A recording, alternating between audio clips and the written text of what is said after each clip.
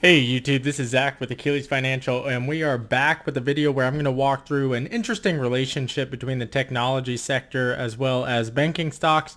And I'd like to walk through a potential play that you could go and take advantage of today that I do anticipate I'm very bullish on. I've already made a play and I'm hopeful to see this through. So as you can see, we are after hours for SPY. The market overall for the S&P 500, we finished about half a point down. However, the Dow Jones finished up. So we're seeing basically a sideways trade, which is interesting because you can see that we've had a lot of volatility over the past week, over the past month. But however, we've leveled off since about noon yesterday, Eastern time. So it's interesting to see this. We did see some deterioration later into the day. I didn't see any real news to spur that at this point in time. And I am interested to see if something comes out. I think some of this is just concern over the rise in coronavirus cases. However, for the most part, the market seems to be shaking it off. So right now, I do want to highlight just the trades that I made today. You can see overall we are down a pretty decent amount or substantial amount. A lot of that is coming from the JPM calls that I went in today.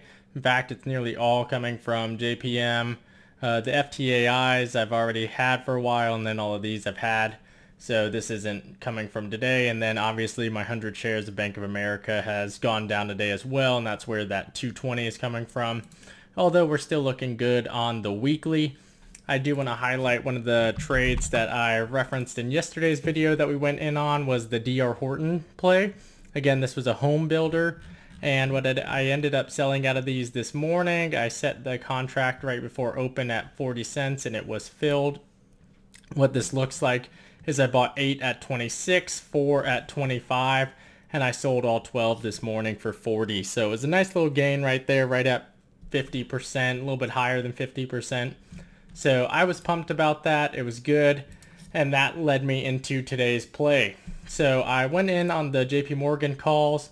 This is a play that I have done before. As you can see, these are the contracts that I bought and then already sold earlier this week. So I've talked about this play.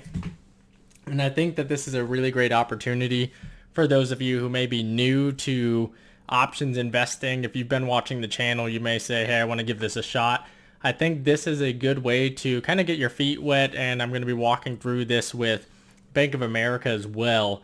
But for JP Morgan Chase, next Tuesday, so that is the 25th, they are releasing the Fed stress test. And essentially what this is going to do is it is going to say that are banks well capitalized, or aka do they have enough money on hand to weather additional losses?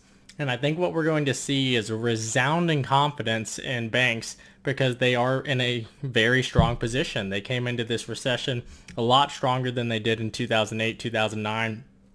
And I think that we're going to see that, and that's going to cause a blip in the stock price. So we're not necessarily looking at JP Morgan to actually hit that 115. I do plan on selling this on that report either next Tuesday or Wednesday, depending on that trend line. So you can see right here that we are kind of going down with that expectation. Again, this is just because they are rotating. So the stock is rotating down. I think you can make this play now. I got in at 115. I think you can get in at 85 and then flip next week for that premium. What am I looking for here when I mean rotate? So I want to show you something really interesting. So this is the weekly graph for JP Morgan Chase. And now I want to show you the weekly graph for Microsoft. And this is just showing the difference between kind of the financial sector and the technology sector. You can see that they're kind of inverse. So where tech had a really strong beginning of this past week, or had a very weak past week, tech was doing really well, and now they're kind of the inverse. So let's go over to Google Finance so I can show you what this looks like over the past 3 months. So what you see here on the screen is a comparison between the S&P 500 bank sector and the S&P 500 tech sector. So the bank sector does include all the big four banks. You've got Citigroup, Wells Fargo, Bank of America, and JP Morgan. And I just want to highlight just how closely these follow, where traditionally you would see tech being the kind of less stable, the more volatile investment, and the big banks are going to, generally speaking, be slow and steady wins the race, and that's not the case coming out of this crisis. And that is mostly due to the fact because we are unsure of the ramifications on corporate businesses. However, we are expecting the rise in tech to continue. So that being said, if losses occur, banks are going to bear the brunt of it. However, they've already kind of taken that in on their numbers. So you can see that anytime that they touch that point where they're kind of matching, they retreat. So everyone is taking those profits. However, I also think part of this that is coming into play here is people are taking profits from other stocks and then going and putting them into a little bit more safe of an investment, such as the bank stocks, because they do pay dividends and they are expected to return to a higher level of profitability. They are still profitable, but they need to be a higher level of profitability. So with that being said, you can see that over the course of the past 3 months, we're going up and down, up and down. Look how low they got. Great, they came back up. Now look at this drop, and they're going to continue to rise up. We're just experiencing a little bit of a flat line, if not a little bit of a pullback. I anticipate that that's going to change going into next Tuesday, although the market is very headline driven. So with everything being said, and as we look at this, let's dive back into 2 potential trades that you can copy or try on your own. So we are looking at Bank of America stock, and as you can see here on the screen, I've got 100 shares of Bank of America stock, as well as I have made a significant number of trades here in the past just on calls, puts, buys, sells. The reason I like Bank of America stock is because they do pay a consistent dividend. They are a major financial player, and they're my safe harbor.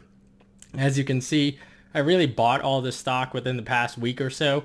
The reason for that is because I like to make plays, I like trading, I have a lot of fun with it, and that limits my buying power. So right now I have right at, if we go back to my main account, I've got, looking at my equity, but anywhere between right at, let's call it $650 that I can play with, or $700 with the cash in options trading, where I made essentially over the course of the past month right at $2,000. So what I'm doing is I'm limiting my capability to take a big loss and to lose on that. And so what I'm trying to do is only give myself anywhere between $600 to $1,500 to play with. So I'm excited about this trade. I think that one of the things that you guys can do is, if we look at that Bank of America play, look for July 17th. Why? Because it takes advantage of 2 principles that I really like. One is it is a longer term play. So in the interim, due to the volatility, you can normally walk away with either minor losses or no losses, depending on if the trade doesn't necessarily go our direction. Just don't panic sell. Again, we've talked about that in another video. I really like the $30 play for $25. And the reason why is because this is in a very similar position to what we saw with Bank of America, or rather with JP Morgan. We got close to that high. So you can see here just over the course of the past month when we jumped up, is that we got up almost to that 30. So it's still in the realm of possibility. We're not necessarily looking to get back to all-time highs. However, we're still within the realm of possibility, as well as the fact that earnings for Bank of America right now is expected for July 16th. So if you really wanted to hold and see what could happen, you'd have the capability to do so. But what we're looking to do is buy in at $25 a share. So you could buy this and you're looking to sell next Tuesday for anywhere between 30 at the low end to, in my opinion, as much as 75, because we are still going to have a lot of time. So that would essentially be a 300% return on the turnaround. Again, we're looking for a momentum trade. So if you're not going to be actively looking at your stocks next Tuesday, you may not want to necessarily do this. But I like it. This is what I'm looking at. One of the calls that I am going to be looking at, because that's so inexpensive, is I do want to do a covered call with my shares this week. So I think I'm probably going to hit the $25.50 for $30. I haven't decided. I may do the $26. I'm also looking at just going ahead and selling for next week somewhere around the $60. Actually, that's a little short for me. Probably the $27 mark. But I like the Bank of America. If you've not done any options trading and you're looking to get into it, I think that's a good safe play. But you're probably going to lose money because I'm not a financial advisor and this is just my advice and I'm making it for creative content. But I tend to play Bank of America pretty often, pretty well, and I like the stock a lot. So this has been a video surrounding some of the intricacies and some of the tie-ins between the tech sector, the financial sector, and how those two rotate, as well as how we expect the market to react to the stress test news next Tuesday. So if you found this content helpful, please leave a like and subscribe. Thanks everyone. I'll talk to you later.